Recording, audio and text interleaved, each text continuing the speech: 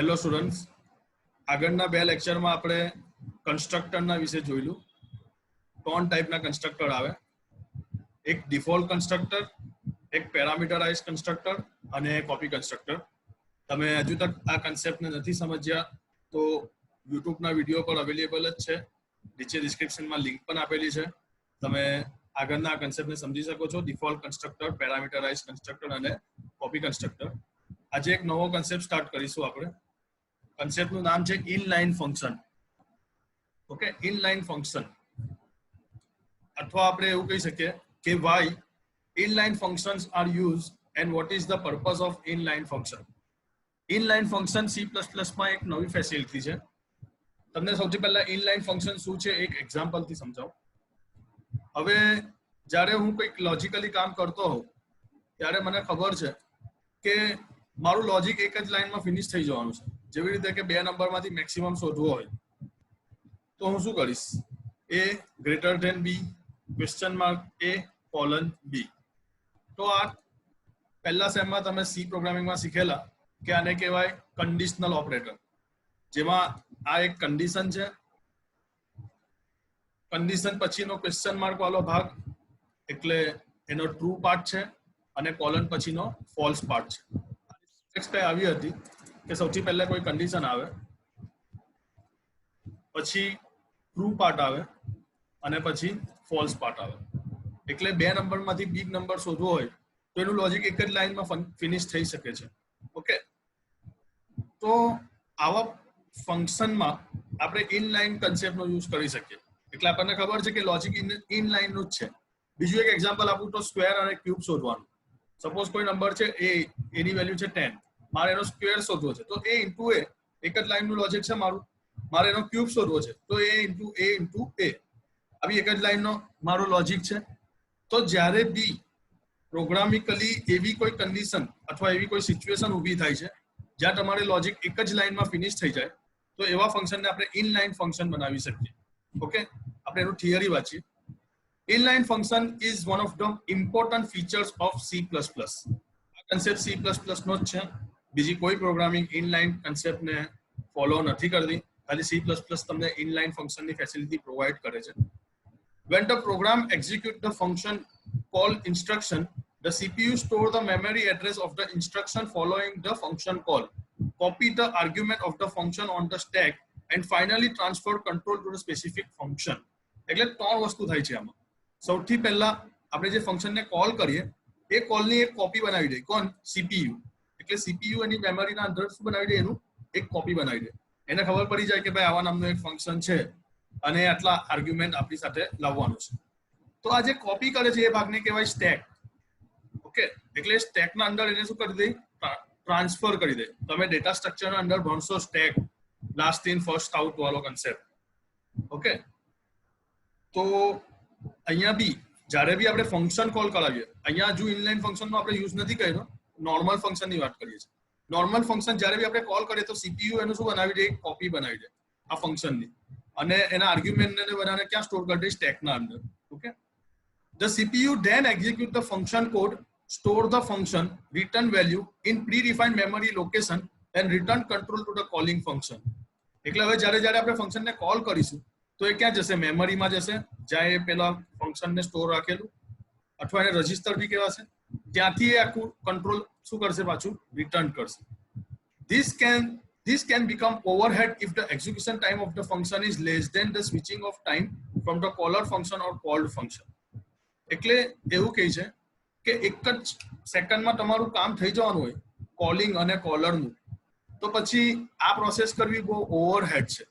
હું તમને એવું કહું કે મારે કંપનીમાં વાત કરવી હોય તો સૌથી પહેલા મારે એનો કોલ કરાવવો પડે કોલ સેન્ટરના અંદર, ત્યાંથી એ લોકો ટ્રાન્સફર કરે કંપનીવાળાને. ઓકે, તમને મોટી કંપનીમાં બી, ફ્લિપકાર્ટમાં તમે કેવું હોય, તમારે કમ્પ્લેન કરવું હોય તો સૌથી પહેલા ક્યાં કોલ કરવું પડે? ફ્લિપકાર્ટના કસ્ટમર કેરના અંદર. ત્યાંથી એ લોકો તમારો કોલ ટ્રાન્સફર કરે એ લોકોના એક્ઝિક્યુટિવ ઓફિસરને. ધેટ મીન્સ તમે ડાયરેક્ટ કોલ નથી કરતા, તમે વાયા કોલ કરો છો. હવે તમને 2 મિનિટનું કે 5 મિનિટનું જ કામ હોય તો ડાયરેક્ટ વચ્ચે વાત કરી લો તો ઇઝી પડે ને. તો અહીંયા ફંક્શનમાં બી એવું જ કહે છે, જ્યારે બી તમે કોઈ ફંક્શનને કોલ કરો છો તો એ પહેલા પ્રીડિફાઈન્ડ મેમરીમાંથી આવે. પણ ઘણીવાર એવું હોય કે ફંક્શનનું કામ જ બહુ નાનું હોય, જેવી રીતે મેં તમને એક એક્ઝામ્પલ આપ્યા કે ભાઈ સ્ક્વેર રૂટ શોધવું હોય કે 2 નંબરમાંથી બીગ શોધવું હોય કે ક્યુબ શોધવું હોય, તો અહીંયા તો ફંક્શનનું નામ કેટલું નાનું છે, ત્યારે આ પ્રોસેસ કરવી બહુ ઓવરહેડ છે. ઓકે, તો આવા ટાઈમ પર શું કરવાનું? પ્રોબ્લેમ ખબર પડી તમને? આખી પ્રોબ્લેમ શું છે કે જ્યારે આપણે ફંક્શનને કોલ કરાવીએ છીએ ત્યારે એ ફંક્શન ડાયરેક્ટ નથી આવતું, એ મેમરીમાંથી થઈને આવે છે. એટલે મેમરીના અંદર કશે સ્ટોર થયો હશે, ત્યાંથી એનું એ જે રજિસ્ટર છે ત્યાં એની સ્ટોરિંગ મેમરી હશે, ત્યાંથી એ પાછું આવશે. એટલે જ્યારે એક જ લાઈનનો ફંક્શન હોય એનું ડેફિનેશન, ત્યારે આ કામ બહુ ઓવરહેડ થઈ જાય. ઓકે, આ કામ કરવામાં બહુ ટાઈમ લાગે. For function that are large or perform complex tasks, the overhead of the function call is usually insignificant compared to the amount of the time the function take to run. એટલે બહુ time લે છે તમને કહે છે.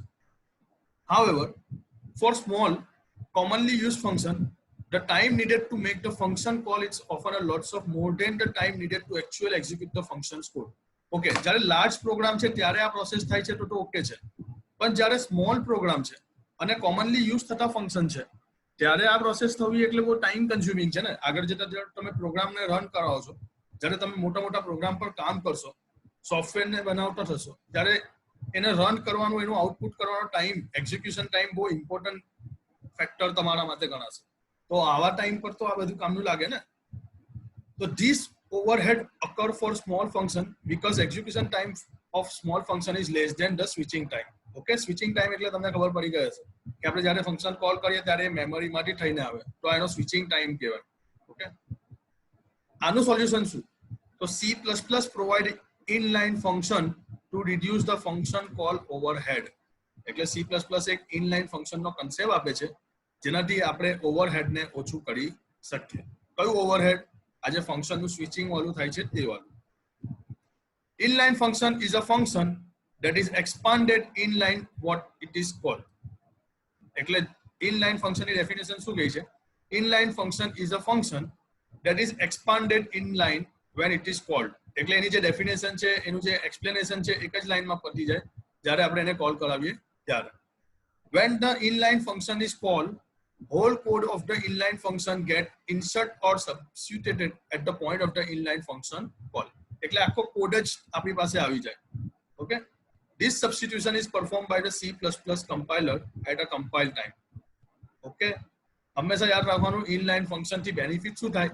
તો compile time અને execution ટાઈમને આપણે ઘટાડી શકીએ.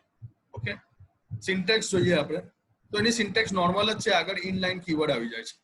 નોર્મલ ફંક્શનમાં બી એવું જ હતું કે રિટર્ન ટાઈપ, ફંક્શનનું નામ, કોઈ પેરામીટર આપવા હોય તો પેરામીટર અને આપણે લોજિક લગાવીશું તે, અને આગળ શું કીવર્ડ લખી દેવાનું? ઇનલાઇન, બસ. એટલે હું તમને એક બીજું એક્ઝામ્પલ આપું તો સપોઝ હું એક ફંક્શન બનાવું છું, બિગ ફાઇન્ડ કરવાનું. એમાં હું 2 આર્ગ્યુમેન્ટ પાસ કરું છું, 10 અને 20. હવે મારે 5 વાર બિગ ફાઇન્ડ કરવું છે. એકચ્યુઅલી લોજિક મેં તમને કીધું તેમ કે A ગ્રેટર ધેન B, આ મારી કન્ડિશન થઈ ગઈ. જો કન્ડિશન સાચી હોય તો A big, otherwise B big. Okay, આ મારી ફંક્શન ડેફિનેશન થઈ ગઈ.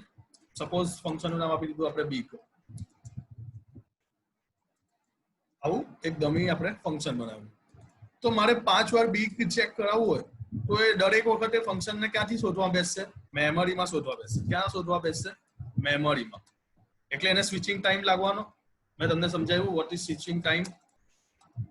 પણ હવે હું એને ઇનલાઇન બનાવી દઉં. શું બનાવી દઉં છું? આગળ શું લખી દીધું? ઇનલાઇન. તો હવે મેમરીમાં શોધવા નહીં બેસે, એ ડાયરેક્ટ કમ્પાઇલ ટાઈમ પર જ સમજી જશે કે કોઈ ઇનલાઇન ફંક્શન છે, એને મારે યુઝ કરવાનો છે. તો બેનિફિટ થઈ ગયો. એક જ લાઈનનું લોજિક છે એટલે મારું કામ બચી ગયું, મારો ટાઈમ બચી ગયો. ઓકે, એટલે જેટલો મારો ટાઈમ સેવ થાય છે એટલું મારું એક્ઝિક્યુશન ફાસ્ટ થશે. તો શેનાથી આ ફાયદો થયો? ઇનલાઇન કીવર્ડથી. તો જે ફંક્શનની આગળ આપણે ઇનલાઇન કીવર્ડ લગાવી દઈએ એવા ફંક્શનને કેવું કહેવાય? Inline function. ઓકે, આપણે પ્રેક્ટિકલી જોઈશું એટલે વધારે ખબર પડશે. જ્યારે ઇનલાઇન ફંક્શન તમે યુઝ કરો છો ત્યારે 5 પોઈન્ટ ધ્યાનમાં રાખવાના છે કે આટલા ફંક્શનને અથવા આટલા કન્ડિશનના અંદર આપણે ઇનલાઇન ફંક્શનનો યુઝ નહીં કરી શકીએ. સૌથી પહેલું, if a function contain a loop, એટલે જો આપણા ફંક્શનના અંદર ફોર લૂપ, વાઇલ લૂપ અથવા ડુ વાઇલ લૂપ યુઝ હોય તો આપણે એને ઇનલાઇન ફંક્શન નહીં બનાવી શકીએ. ઓકે, બીજું, if a function contain static variable. આગળ જતા હું તમને એક સ્ટેટિક કીવર્ડ વિશે સમજાવીશ તો સ્ટેટિક કીવર્ડ વાળા વેરિયેબલ વાળા જેટલા બી વેરિયેબલ ને સાથે આપણે કામ કરીશું તો એને આપણે ઇનલાઇન બનાવી શકીએ નહીં. ત્રીજું, if a function is recursive, function call itself is called recursive. આ તમને ખબર છે? તો જ્યારે બી આપણે રિકર્સિવ વાળા ફંક્શન પર કામ કરીશું એટલે કે રિકર્સિવ લોજિક પર કામ કરીશું ત્યારે બી આપણે એને ઇનલાઇન નહીં બનાવી શકીએ. ચોથું, if a function return type is other than void and the return statement does not exist in function body, એટલે void સિવાય કોઈ બીજું રિટર્ન ટાઈપ છે ત્યારે બી આપણે જે છે ઇનલાઇન ને યુઝ નહીં કરી શકીએ. અને છેલ્લું, if a function contains switch or go to statement, એટલે ફંક્શનના અંદર જો સ્વિચ કે ગો ટુ બી યુઝ કરવાનો હોય ત્યારે બી આપણે ઇનલાઇન નો યુઝ નહીં કરી શકીએ. એટલે 5 સિચ્યુએશન છે જ્યાં આપણે ઇનલાઇન નો યુઝ નથી કરી શકતા. ઓકે, તો પહેલી સિચ્યુએશન કઈ હતી કે અંદર કોઈ લૂપ આવે તો આપણે ઇનલાઇન નો યુઝ નહીં કરી શકીએ. બીજું, કોઈ સ્ટેટિક વેરિયેબલ સાથે કામ કરવાના હશું ત્યારે આપણે ઇનલાઇન નો યુઝ નહીં કરી શકીએ. અને ત્રીજું, ફંક્શન રિકર્સિવ હોય એટલે ફંક્શન પોતાને જ કોલ કરતો હોય ત્યારે બી આપણે ઇનલાઇન કન્સેપ્ટનો યુઝ નહીં કરી શકીએ. ચોથું, વોઇડ સિવાય કોઈ બીજી ડેટા ટાઈપ હોય રિટર્ન ડેટા ટાઈપ ત્યારે બી આપણે ઇનલાઇનનો યુઝ નહીં કરી શકીએ. અને છેલ્લું, સ્વિચ કે ગોટુનો યુઝ કરવાનો હોય ત્યારે પણ આપણે ઇનલાઇનનો યુઝ નહીં કરી શકીએ. હું તમને આ વસ્તુ પ્રેક્ટિકલી સમજાવી દઉં. નાનો જ કન્સેપ્ટ છે એટલે આપણે એમાં વધારે બહુ સમજવાની જરૂર નથી. આપણે દેવસી પ્લસ પ્લસ નો યુઝ કરીએ છીએ. ઓકે, એક ક્વેશ્ચન હતો પ્રીવિયસ લેક્ચરમાં કે યુઝિંગ નેમસ્પેસ એસટીડી આપણે આવું કેમ લખીએ છીએ. તો હું તમને અત્યારે સમજાવું કે આપણે યુઝિંગ નેમસ્પેસ એસટીડી કેમ લખીએ છીએ. iostream.h લખવાની જરૂર નથી. યુઝિંગ નેમસ્પેસ એસટીડી આ એક સ્કોપ થઈ ગયો. સી પ્લસ પ્લસ નો એક શું થઈ ગયો? સ્કોપ થઈ ગયો. તમને ખબર હોય તો સી પ્લસ પ્લસ ના અંદર પ્રિન્ટએફ ની જગ્યા પર કોણ લખવું પડે આપણને? C out. ને એવી રીતે સ્કેનએફ ની જગ્યા પર આપણને શું લખવું પડે? C in. તો આ બંનેની એકચ્યુઅલી ડેફિનેશન મેં તમને કીધું A C plus plus A object oriented programming પર કામ કરે છે. તો જોવા જઈએ તો આ બંને એક ક્લાસના ભાગ તરીકે યુઝ થાય. ઓકે, જો મારે સી આઉટ અને સી ઇન નો યુઝ કરવો હોય તો હું ડાયરેક્ટ નહીં કરી શકું. According to Devsi plus plus turbo C ના અંદર તો કરી શકું પણ આમાં નહીં કરી શકું. એટલે જો હું લખું છું સી આઉટ હેલો, પ્રોગ્રામને સેવ કરું, P8 થી આપણે સેવ કરીએ. ઓકે, કમ્પાઇલ કરીએ, તરત એરર આવી ગઈ. એકચ્યુઅલી પ્રોગ્રામ તો સાચો છે પણ એરર શું આવી એવા છે, cout was not declare in this scope. Okay, પણ હવે આગળ સપોઝ હું લખી દઉં છું એસટીડી અને સ્કોપ રિઝોલ્યુશન ઓપરેટર. આ સ્કોપ રિઝોલ્યુશન ઓપરેટર હું તમને હવે પછીના લેક્ચરમાં સમજાવીશ.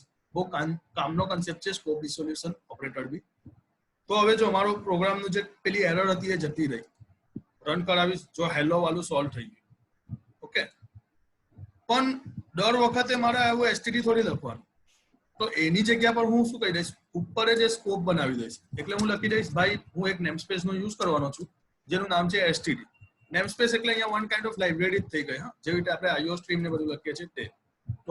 તો તમને ખબર પડી ગઈ હશે કે યુઝિંગ નેમસ્પેસ એસટીડી કેમ લખવું પડે દેવસી પ્લસ પ્લસ વાળા એન્વાયરમેન્ટમાં. ટર્બો સી માં તો નહીં લખીએ તો ચાલે પણ દેવસી પ્લસ પ્લસ માં લખવું પડે. ઓકે, આપણે સમજતા હતા ઇનલાઇન ફંક્શન નો એક્ઝામ્પલ. તો આપણે ઉપર કમેન્ટ આપી દઈએ, use of inline function in C plus plus. Okay, ચાલો આપણે એક ફંક્શન બનાવીએ. એટલે આપણે વિથઆઉટ ઇનલાઇન બનાવીએ. એટલે આપણે લખીએ void અને મેક્સ નામનો ફંક્શન બનાવી દીધો.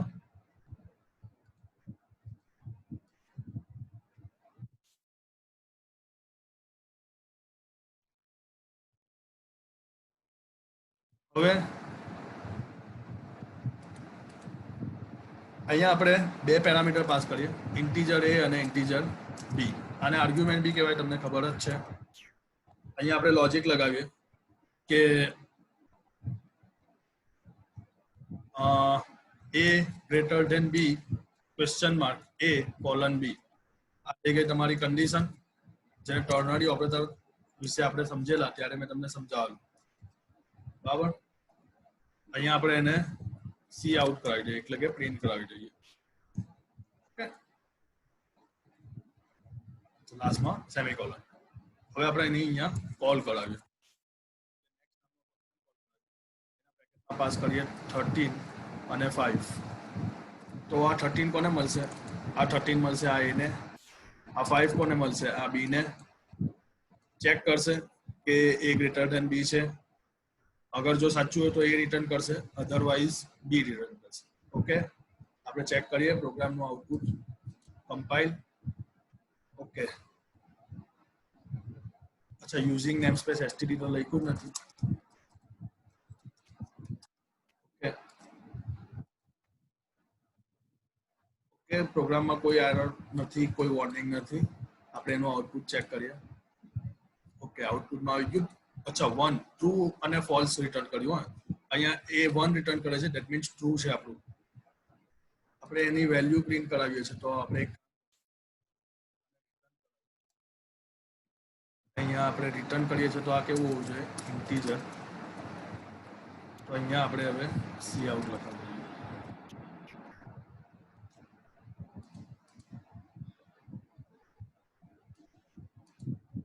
ઓકે, 13. સમજ પડી? આ બંનેમાંથી બિગ કયું છે? હવે આપણે અહીંયા 50 કરી દઈએ. હવે બિગ કયું છે તે જોઈએ. ઓકે, કમ્પાઇલ કર્યું, નો કોઈ એરર નથી, 50, રાઈટ. હવે આપણે ઇનલાઇન નો યુઝ કરીએ, તો આગળ આપણે શું લખી દઈશું? ઇન કરવાનું છે, આગળ બીજું કંઈ કરવાની જરૂર નથી. That's it. પણ એકચ્યુઅલી જોવા જઈએ તો પ્રોસેસ ટાઈમમાં બહુ ફરક પડી. એટલે આ મેક્સ નામનો ફંક્શન મેમરીમાં સ્ટોર થતો હતો, જ્યારે હવે ડાયરેક્ટ કમ્પાઇલર એને કમાન્ડ સમજીને ડાયરેક્ટ જ લઈ આવશે. ઓકે, તો આ કન્સેપ્ટ હતો ઇનલાઇન ફંક્શનનો. એના અંદર વધારે આપણે ડિટેલમાં નથી જવું, અત્યાર પૂરતું ખાલી એટલું યાદ રાખવાનું કે ઇનલાઇન ફંક્શન નોર્મલી કેમ યુઝ થાય. તો જ્યારે ફંક્શનની ડેફિનેશન એક જ લાઇનમાં ફિનિશ થઈ જતી હોય ત્યારે આપણે ઇનલાઇન ફંક્શનનો યુઝ કરી શકીએ. That's it. આ હતો ઇનલાઇન ફંક્શનનો કન્સેપ્ટ. તમને ઓકે, લેક્ચર યુટ્યુબ પર મૂકી દઈશ, એકવાર પાછું જોજો. હું તમને 2-3 ટાસ્ક આપીશ. ફ્રેન્ડ ફંક્શન બહુ કામનો છે, theory point of view as well as practical point of view પર. રાઈટ, આજના લેક્ચર માટે આટલું જ. તમને કોઈ ક્વેરી હોય, કોઈ કન્ફ્યુઝન હોય તો તમે મને પૂછી શકો છો. Okay, enjoy your day.